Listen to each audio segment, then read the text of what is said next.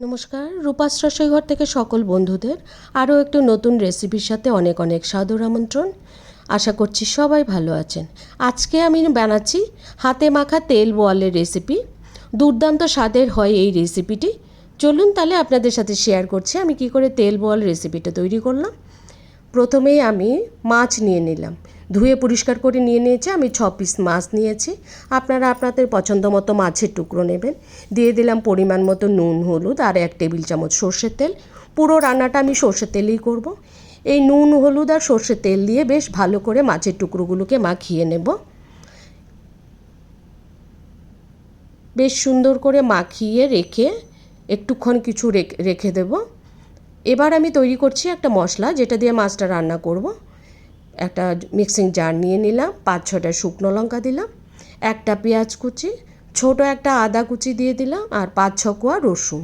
পরিমাণ মতো জল দিয়ে মশলার মিশ্রণটা খুব সুন্দর করে বেটে রেডি করে নেব। দেখুন আমার মশলাটা একদমই তৈরি। এবার এই মশলাটাকে আমি মাছের সাথে খুব সুন্দর করে মেখে নেব। বন্ধুরা যারা আমার রেসিপি দেখা শুরু করেছেন একটা লাইক করে দেবেন প্লিজ। আর নতুন বন্ধুরা যারা আছেন আমার চ্যানেলটা সাবস্ক্রাইব করে আমার সাথে থেকে যাবেন। আমি মশলাটাকে, এই তৈরি করে রাখা মশলাটাকে আমি খুব সুন্দর করে মাছের গায়ে মেখে নিলাম। একদম মাখো মাখো ভাব হয়ে গেছে। এই মাখাটা যত বেশি রাখা হবে রান্নার মাছটার খেতে ততটা টেস্টি হবে। আরও 5 মিনিট পরে আর মাছটাকে উল্টে পাল্টে আরও একটু মেখে রেডি করে রাখলাম। বেশ কিছুক্ষণ ম্যারিনেশনের জন্য রেখে দিয়েছি। এবার গ্যাসে একটা প্যান বসিয়ে প্যানটা গরম হলে এখানে জাস্ট 2 টেবিল চামচ সর্ষের তেল যোগ করে দিলাম। এই পুরো রান্নাটা আমি সর্ষের তেলেই করছি। দিয়ে দিলাম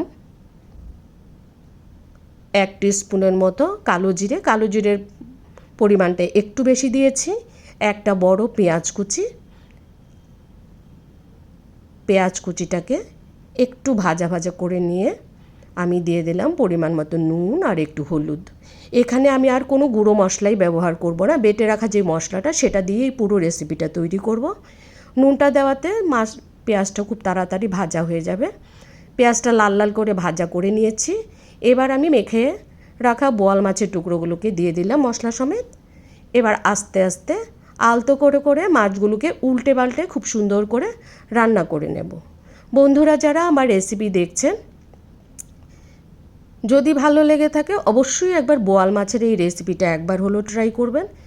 দুর্দান্ত টেস্টি হয় কিন্তু বোয়াল মাছের এই রেসিপিটা। যাতে ভেঙে না যায় একটু নাড়িয়ে দিলাম, প্যানটাকে ঘুরিয়ে ধরে একটু নাড়াচাড়া করে দিলাম। এবারও আরও একটু এভাবেই নাড়াচাড়া করে আমি বেশ কিছুক্ষণ মাছটাকে রান্না করে নেব। খুব অল্প সময়েই মাছের এই রেসিপিটা তৈরি হয়ে যায়। দেখুন মাছ থেকে কিন্তু মশলা থেকে একদমই তেল ছেড়ে দিয়েছে, মানে মশলাটা ভাজা হয়ে গেছে। এবার মশলার বাটিটা ধুয়ে সামান্য পরিমাণে আমি জল যোগ করে দিলাম। এবার ঢাকা চাপা দিয়ে জাস্ট কয়েক মিনিট আমি রান্না করে নেব। জাস্ট কয়েক মিনিট ঢাকাটা তুলে নিলাম। দেখুন মাছ থেকে একদমই তেল ছেড়ে দিয়েছে। তার মানে মাছের রান্নাটা কিন্তু আমার একদমই তৈরি। যারা বোয়াল মাছ খেতে ভালোবাসেন, রান্না করে খান, এরকমভাবে আমার প্রসেসে একবার হলো ট্রাই করবেন।